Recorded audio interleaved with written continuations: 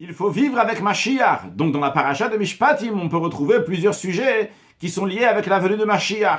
Le premier sujet, c'est qu'à la fin de parachat Yitro, la paracha précédente, on nous parle du Mizbeach, de l'autel sur lequel on a mis les sacrifices. Et juste après, on commence donc la paracha de Mishpatim qui nous parle des ordonnances, comment on doit se comporter. Les sages apprennent de la juxtaposition de la fin de Yitro qui parle de l'autel avec le début de Mishpatim qui parle des lois, pour nous dire que le Sanhedrin, le grand tribunal qui représente la paracha de Mishpatim, où est-ce qu'il va siéger? Il va siéger juste à côté du Mizbeach de l'autel, ce qui était le cas en effet dans le temple.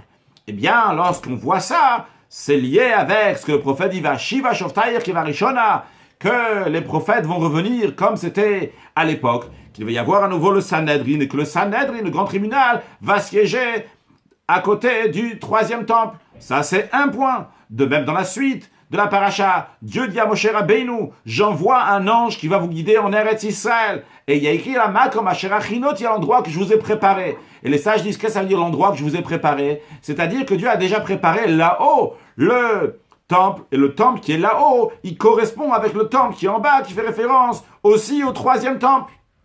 Et de là, on passe à la paracha de Teruma, la paracha prochaine, dans laquelle il dit « Asur le Migdash, vous allez me faire un sanctuaire ». C'est un ordre, aussi bien pour le Mishkan, le tabernacle que les Juifs avaient dans le désert, aussi bien pour les deux temples, et aussi bien un ordre pour le troisième temple qui va être reconstruit très prochainement avec la venue de Mashiach. Now